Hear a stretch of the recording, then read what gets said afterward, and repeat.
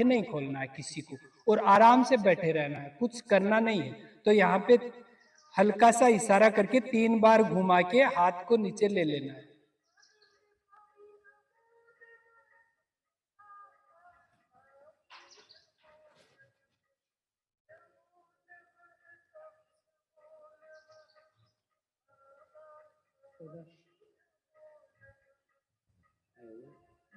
आत्माओं को मेरा नमस्कार। आज विश्व ध्यान दिवस है, वर्ल्ड मेडिटेशन डे। आपको प्रश्न लग रहा होगा कि योगा डे हमारा है 21 जून से, कई साल से हमारा है, 7 साल से 8 साल से, तो और 21 दिसंबर को वर्ल्ड मेडिटेशन डे मनाने की क्या जरूरत है? वास्तव में योगासन और योग ये दोनों में अंतर है। हम पिछले 8 साल से योगासन डे मना रहे थे, अब जो मनाएंगे वो योग डे। दोनों में क्या अंतर है वो मैं आपको मेरे जीवन में आई एक घटना से बताने जा रहा हूँ, आपका समझ में आ जाएगा। एक बार मैं ऑस्ट्रेलिया में गया था और ऑस्ट्रेलिया में 3 दिन का शिविर था, और 3 दिन के शिविर में वहाँ की 5 अच्छी योगा टीचर आई हुई थी, और उसके बाद में वो जिस कॉलेज की थी ना, उस कॉलेज की प्रिंसिपल भी वहाँ आई हुई थी। और वो योगा टीचर ने मुझे उसको जितने आसन आते थे, कठिन से कठिन आसन आते थे, सब आसन करके दिखाए। मुझे भी बड़ा अच्छा लगा, बहुत सुंदर सुंदर आसन अच्छे किए, बहुत अच्छे अच्छे आसन किए। लेकिन फिर मेरा ध्यान उनके चित्त पे गया, तो चित्त दूषित था और उनका सुंदर सुडौल शरीर था, और जितना सुंदर सुडौल शरीर था ना, उतना ही चित्त वीक था, कमजोर था। तो मेरे सहज मन में आया कि इतना सुंदर शरीर है, इतना अच्छा योगासन करती है, इनका चित्त वीक क्यों है, इनका चित्त कमजोर क्यों है? फिर मैं घर चला गया। घर जाने के बाद में रात को अचानक मुझे मेरे नानी की बात याद आई। मेरे नानी के सामने एखादी जवान लड़की खूब देर तक मिरर देखती थी, तो नानी जोर से डांट लगाती थी, मिरर मत देख, मिरर मत देख, मिरर मत देख। मैं बचपन में सोचता था वो लड़की मिरर देख रही है, नानी का क्या जा रहा है, बेकार में चिल्लाते रहती। लेकिन उस दिन ऑस्ट्रेलिया में रात को मुझे नानी के चिल्लाने का और डांटने का अर्थ समझ में आया। लड़की मिरर में क्या देखेगी? लड़की मिरर में अपना अंग प्रत्यंग देखेगी, और सारा शरीर ही नाशवान है। तो जितना चित्त तुम तुम्हारे शरीर पर डालोगे उतना ही चित्त का नाश होगा। बिल्कुल वही की वही गलती ये 5 योगा टीचर कर रही थी। फिर दूसरे दिन जब गया ना, तो मैंने उनको बताया, तो बोले हाँ स्वामी जी, हमारा पूरा चित्त हमारे शरीर के ऊपर ही था। क्यों? क्योंकि हम इसमें फिगर बनाने को आए थे, इसीलिए इतने में योगासन किए थे। मैंने उनको कहा फिगर बन गई, लेकिन चित्त का सत्यानाश हुआ क्या? और योग मंत्र का क्या है? योग का मुख्य उद्देश्य चित्त शक्ति निरोध, चित्त वृत्ति निरोध, यानी आपका चित्त पे पूर्ण नियंत्रण होना चाहिए, चित्त पे कहीं इधर उधर नहीं जाना चाहिए। अब तो आपका चित्त उस जगह लेके जा रहा हो जो नाशवान है। आप बोलते हो ये करने से मेरी किडनी अच्छी हो जाएगी, ये योगासन करने से मेरा बीपी ठीक हो जाएगा, ये योगासन करने से मेरा हार्ट अच्छा हो जाएगा। यानी हम कह रहे हैं कि शरीर भाव कम करो, तो आप बोलो और शरीर भाव याद दिला रहे हो, यानी जिसको याद नहीं आता उसको भी याद दिला रहे हो। ये हृदय है, इधर किडनी है, इधर बीपी है, क्या जरूरत है? आवश्यकता है योग की। इसीलिए योगासन अलग है, योग अलग है। योगासन एक प्रकार का शारीरिक व्यायाम है, लेकिन योग जो है, योग आपके चित्त पे नियंत्रण करता है। लेकिन प्रश्न ये आता है कि जैसे कल्पना करो कि आपके घर के पीछे एक खेत है, खेत के अंदर एक किसान एक स्थान पे एक जगह रोज नियमित रूप से बीज डाल रहा है, नियमित रूप से खाद डाल रहा है, और आप उसको पूछोगे तो इतना नियमित रूप से यहाँ बीज डाल रहा है, नियमित रूप से यहाँ खाद डाल रहा है, क्यों? तो बोलेगा मेरी इच्छा है यहाँ अच्छे किस्म का आम का वृक्ष उगना चाहिए। तो आप उसको बोलोगे अरे बाबा, जब आम का बीज ही नहीं है तो आम का वृक्ष कैसे उगेगा? अरे बाबा, वैसे की वैसी स्थिति आज हमारी अध्यात्म में है। अध्यात्म में हम पूजा पाठ करते हैं, कर्म कांड करते हैं, जप जाप करते हैं, सब कर रहे हैं, लेकिन अध्यात्म का बीज हमको मिला है क्या? जब तक अध्यात्म का बीज नहीं मिलता ना, तब तक आध्यात्मिक प्रगति असंभव है। ये मेरा 72 साल का अनुभव है।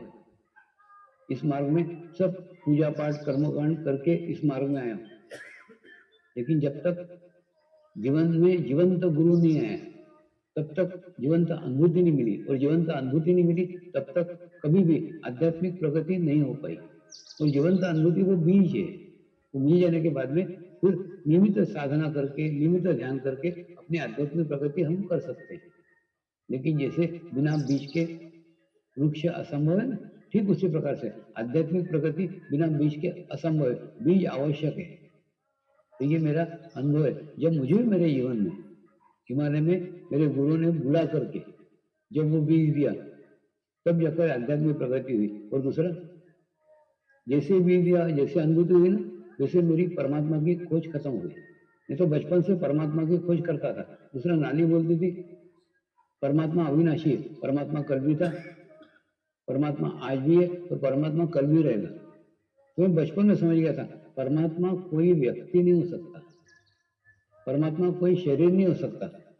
ऐसी धारणा लेके सालों तक चला था। उसके बावजूद भी जैसे ही गुरु ने अनुभूति कराई, वैसे ही ये धारणा टूट गई और उस जीवंत गुरु को ही परमात्मा मान गया। देखिए, परमात्मा मानना हमारे ऋषियों की चरम सीमा है। जब हम गुरु को परमात्मा मानते हैं तो क्या होता है? जैसे ही मैंने माना, क्या चेंज आया, क्या बदलाव है? उन्होंने जो तपस्या करके, सालों तपस्या करके जो अंतर्मुखी स्थिति प्राप्त की थी, वो अंतर्मुखी स्थिति एक क्षण में मुझे प्राप्त हो गई। ठीक हुआ ना, मेरा भी चित्त गया पहले शरीर पे। अरे मेरे जैसा तो आदमी है, 2 हाथ का है, 2 पैर का है, मेरे जैसा तो दिखता है। ये पहले बुद्धि पे गया, पहले शरीर पे गया, और शरीर के बाद में जब उनके एनर्जी पे गया, तब मालूम पड़ा उनकी एनर्जी अलग है, उनके वाइब्रेशन अलग है। और वो मिलने के बाद में परमात्मा मिल गया। ये समाधान मुझे जीवन में प्राप्त हो गया। ये जीवन का सबसे बड़ा समाधान है। जब तक ये समाधान आपके जीवन में नहीं आता ना, आप कितनी भी चीजें प्राप्त कर लो, कभी आपको समाधान प्राप्त नहीं होगा।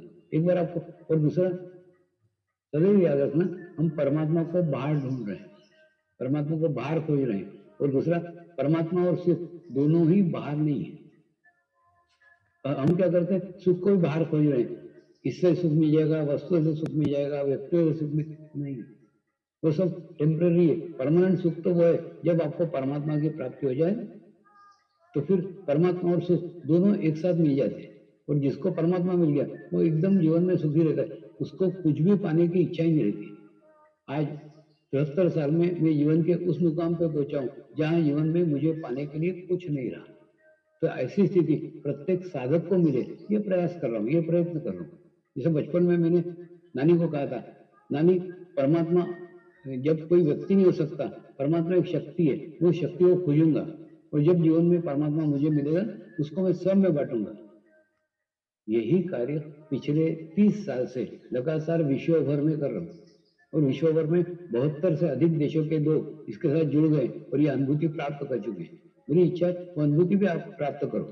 और कुछ नहीं, इसके अंदर सिर्फ क्या है, सारे अध्यात्म का सार निकालोगे ना, एक ही, आपका शरीर भाव खत्म होना चाहिए और आपका आत्मभाव वृद्धिगत होना चाहिए। क्या होता है मालूम, हमारे जीवन की जितनी भी समस्या है, हमारे जीवन के जितने भी प्रॉब्लम है, अब अच्छे से सुनो, मेरे जीवन की जितनी भी समस्या है, मेरे जीवन के जितने प्रॉब्लम है, सब प्रॉब्लम का संबंध मेरे शरीर के साथ है। अगर मेरा शरीर भाव भी कम हो जाए तो मेरी समस्या भी कम हो जाएगी, मेरे प्रॉब्लम भी कम हो जाएगी। देखिए, ये समझ लो 6 इंच का हमारा शरीर भाव है। और तो मैं कुछ भी नहीं बोलूंगा, शरीर भाव की बात ही नहीं, ना व्यसन की बात करूंगा, ना बीमारी की बात करूंगा, ना आदतों की बात करूंगा, ना नीति की बात करूंगा, मैं कोई बात ही नहीं करूंगा। मैं बोला शरीर से संबंधित मैं कुछ भी नहीं बात करता हूँ। मैं बोलता हूँ इसको बिना काटे, बिना तोड़े, बिना फोड़े छोटा करने का। तो क्या करने का, इसके सामने 2 फीट के आत्मभाव की लकीर खींच दो। तो जैसे आपके जीवन में आत्मभाव वृद्धिगत हो जाएगा, ठीक वैसे ही आपका शरीर भाव कम हो जाएगा, और शरीर भाव कम हो जाएगा, शरीर की सब समस्या भी कम हो जाएगी। ये लाखों लोगों का आया हुआ अनुभव है, मेरा अनुभव नहीं, सबको अनुभव है कि जिसके जीवन में जितनी भी प्रॉब्लम थी, जितनी समस्या थी, वो ये शरीर भाव जैसे ही कम हुआ समस्या भी कम हो गई। तो सबसे अध्यात्म का मुख्य उद्देश्य, योग का मुख्य उद्देश्य आपका शरीर भाव कम करना और आपके आत्मभाव को वृद्धिगत करना। और आत्मभाव वृद्धि करने के बाद में फिर आपके जीवन की सभी समस्याएं हल हो जाती, समस्या में से दूर हो जाती। क्यों? क्योंकि शरीर भाव ही कम होता है, सब शरीर से संबंधित है। ये अध्यात्म का मूल तत्व है, योग का मूल तत्व है कि आपका शरीर भाव कम होना चाहिए, आपका मैं का भाव कम होना चाहिए। मैं का भाव आपके अंदर जितना कम होगा उतना आप आसपास के वातावरण से जुड़ जाएंगे। दूसरा, ये मैं का भाव अपना निजी है ना, इसका संबंध सीधा शरीर के साथ है। जैसे आप प्रकृति से समरस होते हो ना, ये मैं का भाव कम हो जाता है। दूसरा, प्रकृति से जुड़ना, ये ऑटोमेटिकली योग है। योग करने से आप प्रकृति से जुड़ जाते हैं, प्रकृति से समरस हो जाते हैं। समरस होने के बाद में फिर आपका खुद का अस्तित्व कुछ नहीं रहता। और दूसरा, ये सब एक मंत्र के ऊपर आधारित है। आपको लग रहा होगा ऐसा कौन सा मंत्र है जो विश्व भर में अलग अलग जाति के, अलग अलग धर्म के, अलग अलग देश के, अलग अलग भाषा के सब लोग इसके अंदर जुड़े हुए हैं? मंत्र कुछ नहीं है। मेरे बचपन में मेरे अंदर एक आवाज चलती थी, मैं एक पवित्र आत्मा हूं, मैं एक शुद्ध आत्मा हूं। उसी मंत्र को आज मंत्र बना दिया, उसी को गुरु मंत्र बनाया। तो उसके पीछे मेरी 72 साल की साधना है। दूसरा, इसके पीछे लाखों लोगों की सामूहिकता है, लाखों लोगों की कलेक्टिविटी है। लेकिन उसी मंत्र को और ज्यादा पावरफुल करने के लिए उसमें थोड़े सुधार करके मैंने सब जगह प्रचलित करना भी शुरू किया है। एक्चुअली क्या मालूम, जैसे हम बोलते हैं मैं एक पवित्र आत्मा हूँ, साथ में एक छुपा हुआ अर्थ है कि मैं शरीर नहीं। जब हम बोलते हैं ना कि मैं एक शुद्ध आत्मा हूँ, तब आप बोलते हो शुद्ध आत्मा केवल परमात्मा है और परमात्मा के सिवा मेरा कोई अस्तित्व नहीं है, मैं परमात्मा मैं हूँ। यानी अपने को समझाते कि मैं शरीर नहीं हूँ। धीरे धीरे धीरे धीरे जैसे जैसे बोलते जाते हैं, सामूहिकता बोलते जाते हैं, कलेक्टिविटी बोलते जाते हैं, बार बार बोलते जाते हैं, तो धीरे धीरे हमारा शरीर भाव कम होता है और धीरे धीरे हमारा आत्मभाव बढ़ता है। और जैसे आत्मभाव बढ़ता है ना, फिर हमारे जीवन की सभी समस्याओं का निदान हो जाता है। चलिए अब हम इस प्रकार से ध्यान करेंगे। ये आपका राइट हैंड अपने तालू भाग पे रखो, हल्का सा दबाव दो, दबाव देके 3 बार क्लॉकवाइज घुमाओ। वो क्लॉकवाइज घुमा के अपने चित्त को अपने तालू भाग पे स्थिर करो और एकदम धीरे धीरे हाथ को नीचे ले आओ। दोनों हाथ इस प्रकार से रखो, सारी उंगलियां अलग अलग रखो और मेरे साथ मंत्र का उच्चारण करेंगे। मैं एक पवित्र आत्मा हूं, यानी मैं शरीर नहीं हूं।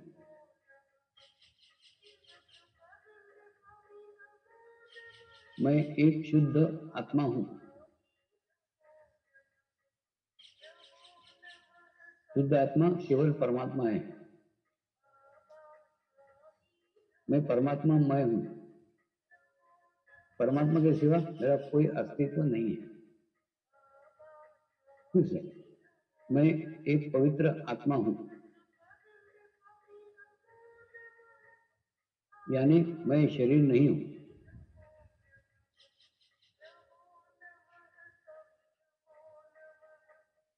मैं एक शुद्ध आत्मा हूं।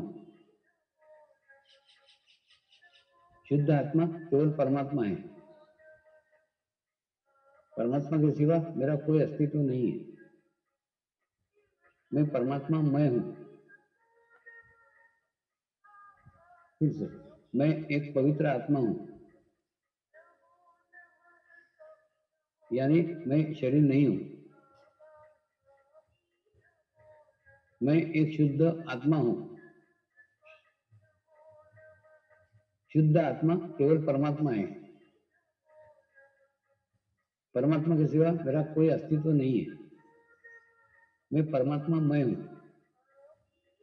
ऐसा 3 बार बोल के चित्त को सहसा पर रख के थोड़ी देर ध्यान करो।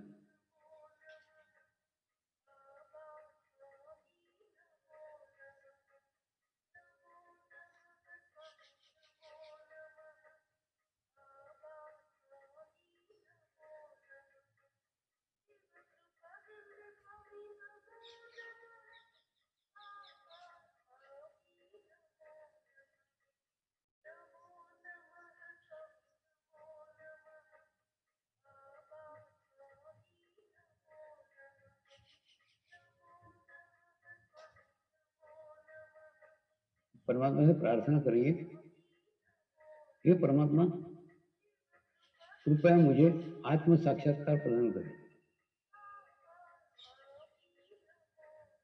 हे परमात्मा कृपया मुझे आत्म साक्षात्कार प्रदान करें।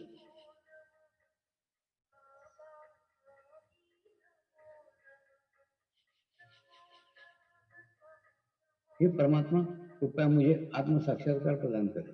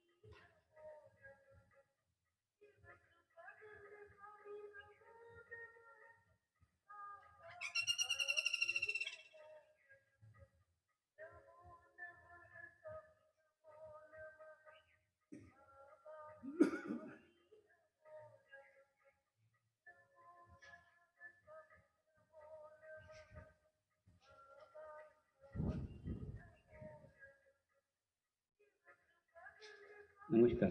अभी हमने ये समय के अभाव में कम समय किया, लेकिन आपको इसको कल से रोज सवेरे 30 मिनट करने का है और सुबह टाइम नहीं मिले शाम को करो। ऐसा 30 मिनट आप केवल 45 दिन करो। आज आपके जीवन में जितनी भी समस्या है, जितनी प्रॉब्लम है, उन सबको बाजू में रख दो, लिफा में लिख के। उसके बाद में 45 दिन करो और 45 दिन के बाद में आपको अगर प्रगति हुई, आध्यात्मिक प्रगति हुई, आपकी समस्याएं दूर हुई, तो आप आगे करो, नहीं तो मत करो। प्रयोग तो करके देखो। ऐसा अगर आप 45 दिन करोगे आधा घंटा, तो आपका जीवन का क्या जाएगा? 22.5 घंटा जाएगा। लेकिन मैं आपको पूर्ण वचन देता हूँ, 22.5 घंटे में आपकी पूरी दुनिया बदल जाएगी। आप करके तो देखो। आप में से थोड़े से भी लोग अगर करके देखेंगे, उनको एक अच्छे अनुभव आएंगे। जरूर करिए। नमस्कार।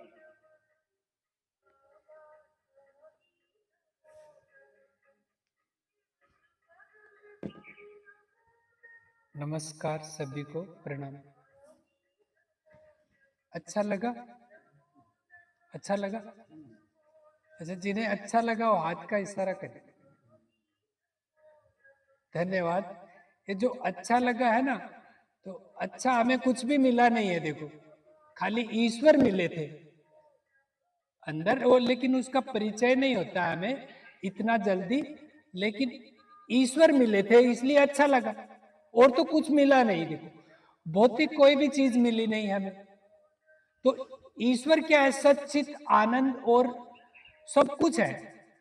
तो जिनको सुख चाहिए था उसको सुख दे दिया, जो कोई दिक्कत आ रही थी, कुछ परेशानी, तो उसको ठीक करके, यानी ईश्वर और सुख दोनों एक ही है।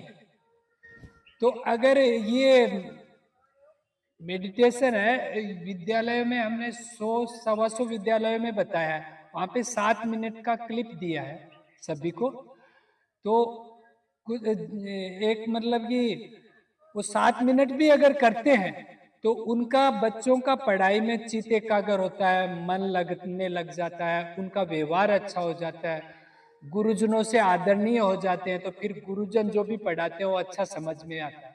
वो ऐसा मतलब कि उनके इफेक्ट आते हैं, लेकिन वो धीरे धीरे आते हैं। कोई भी चीज है एकदम से, अध्यात्म धीरे धीरे काम करता है, और अध्यात्म को हम समझ नहीं सकते बुद्धि से, लेकिन जैसे आप अंदर आए हो उसके बाद आपका आत्म भाव बढ़ने लग जाता है ऑटोमेटिक, वो आपको पता नहीं चल जाता। तो वो जो उसको कमाई कहते हैं, सत्य कमाई बोलते हैं। तो जैसे ही आप इसके अंदर आए हो सत्संग के बाद, तो ये 1 घंटे की आपकी कमाई है। ये जब तक आप जीव रहोगे तो भी काम लगेगा, कितने भी हजारों करोड़ों शरीर बदल दो तो भी ये कमाई आपकी आपकी सेफ है। लेकिन भौतिक कुछ भी सेफ नहीं है, वो आपका है ही नहीं। वो जैसे ही शरीर छूटा, वो शरीर का है तो सारा का सारा चला जाएगा, एक एक सुई की नोक जितना भी नहीं बचेगा। और ये जो 1 घंटा में आपने दिया है सत्संग में, ये आपका ऐड हो गया उसमें, ये आत्मा के साथ हुआ है। और आपने जो अभी भौतिक किया वो शरीर का है, तो आप तो शरीर हो नहीं। जिस दिन शरीर की वैलिडिटी कट हुई उस दिन वो सारा का सारा कट, चाहे कितना भी किया हो, चाहे ज्ञान हो, बुद्धि का कुछ भी हो भौतिक, वो सारा का सारा क्लोज हो जाएगा। लेकिन ये घंटा, ये घंटा आपको जन्मों जन्म जन्मों जन्म काम लगेगा। इसको ओरिजिनल सत्य कमाई कहते हैं। इसलिए एक शास्त्र कहता है कि 1000 काम छोड़ करके अध्यात्म को पहल देनी चाहिए। अगर जहां पे अध्यात्म मिलता हो वहां पे 1000 इंपॉर्टेंट काम छोड़कर भी उसमें जाना चाहिए, ऐसा शास्त्र कहते हैं। हम तो शास्त्रों को बहुत पीछे छोड़ दिया, शास्त्रों की 2 बात सीख ली। यहाँ पे वो ज्ञानी सभी आते हैं, वो गुरुजन हमारे जो गांव के हैं, मान लो हम सभी के पूजनीय हैं, विष्णु दादाजी है, वो रेगुलर आ रहे हैं, अब की बार क्यों नहीं आ रहे पता नहीं। कहने का मतलब, तो हम तो उन्हीं की मानते हैं शास्त्र को, सब बातें। तो उनका एक भी शब्द काम में नहीं आता है, क्योंकि शास्त्र सारा का सारा बुद्धि की तरह से लेते हैं हम।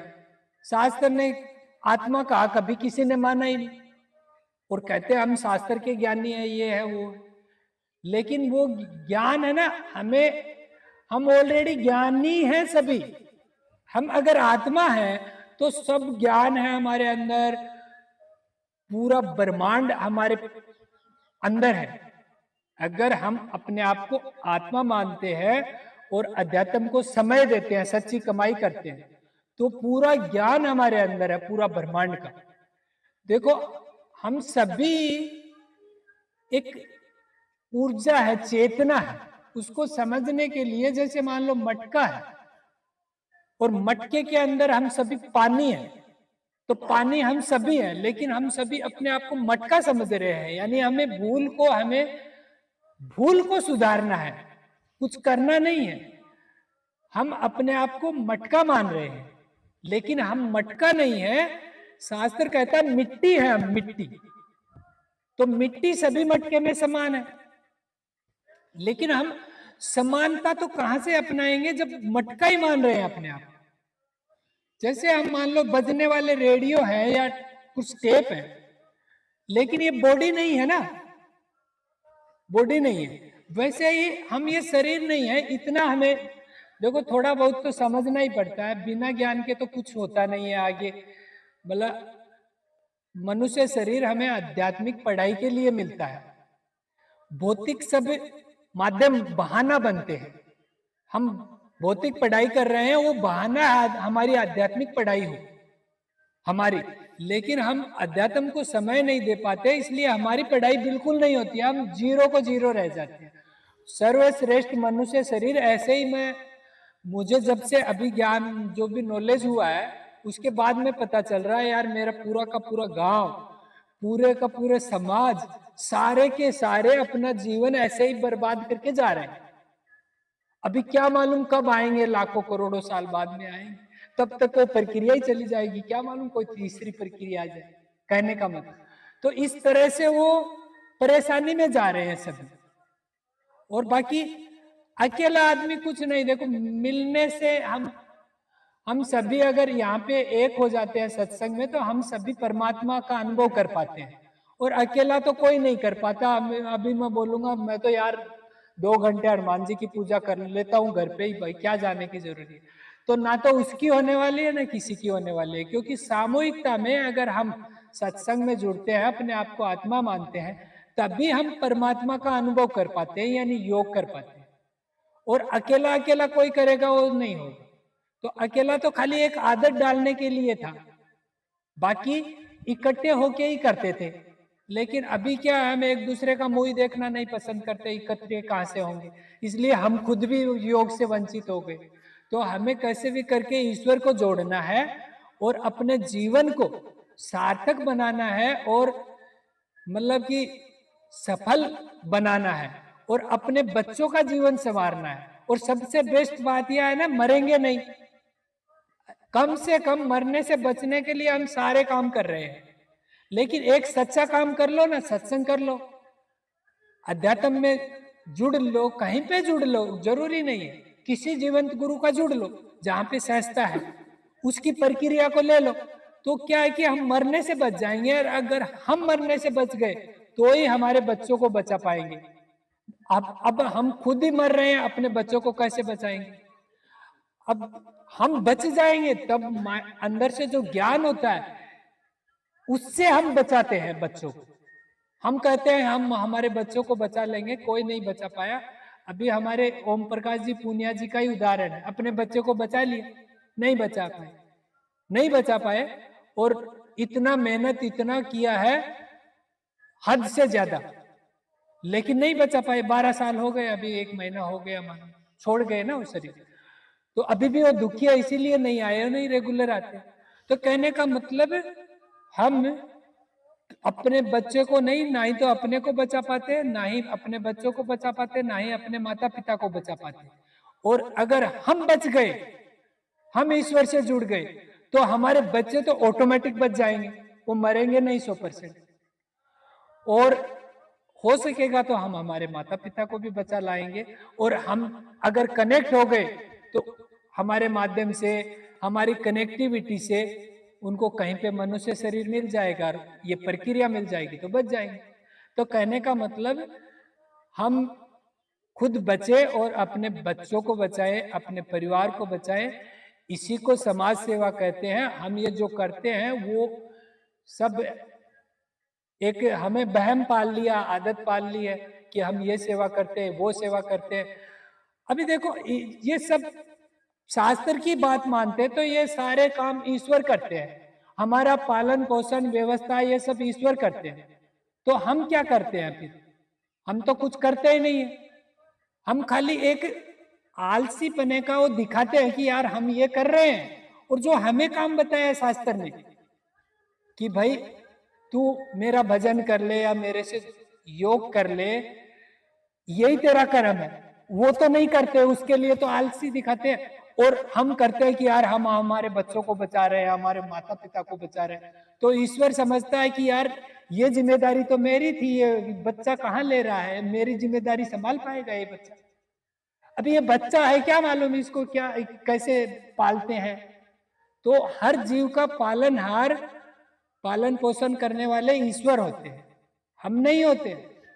लेकिन हम समझते हैं, और जो हमें समझने को कहा गया वो करते नहीं है, इसलिए उसको संत महात्मा आलसी कहते हैं कि पूरा समाज आलसी हो गया, बेकार हो गया। तो पूरा जितने भी संत महात्मा है वो समाज से डरते हैं, आते ही नहीं। कि समाज को लंका कहते हैं, कोयले की खदान, कि वहां पे तू गया तो तू भी काला हो जाएगा। कहने का मतलब तू भी वैसा ही हो जाएगा। तो गुरुदेव ने ऐसी प्रक्रिया की कि सभी साधकों को एक प्रोटेक्शन दिया कि तुम जाओ समाज में, अपने अपने समाज को बचाओ, स्वस्थ करो, सफल करो, ईश्वर का प्रकाश फैलाओ।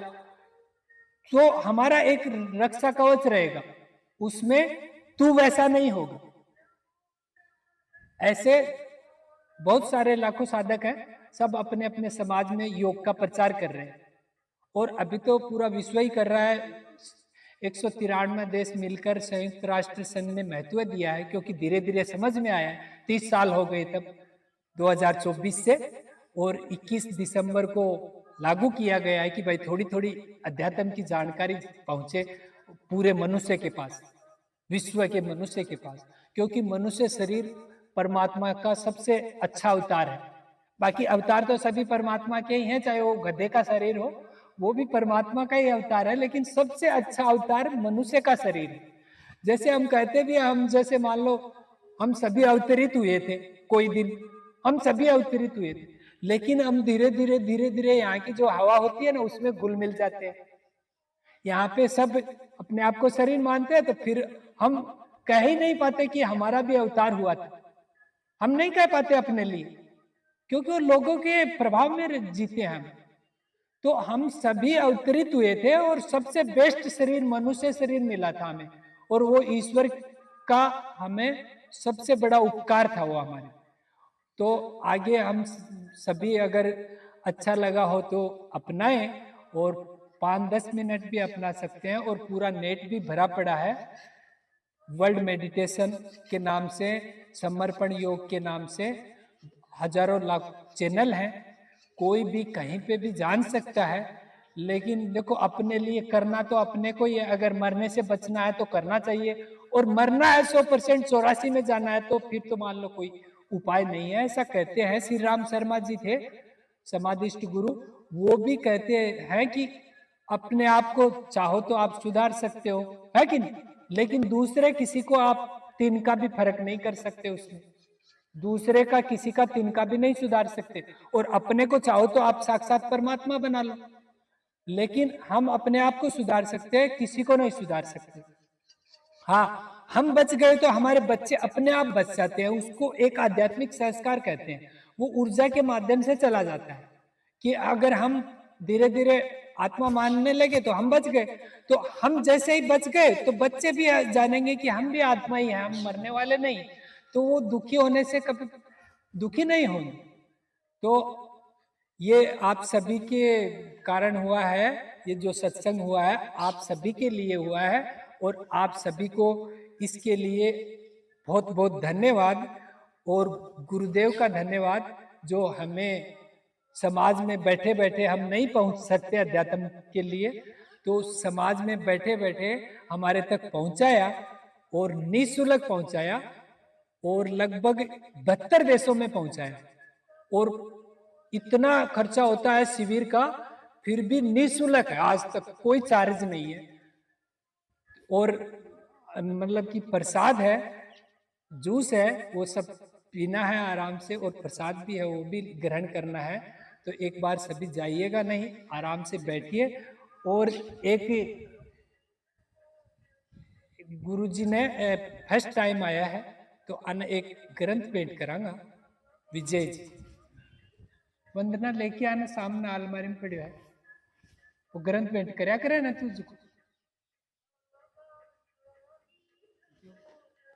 है। हाँ है, आंकन तो है, और गुरुजी का आंकन भी है, तारकन भी है।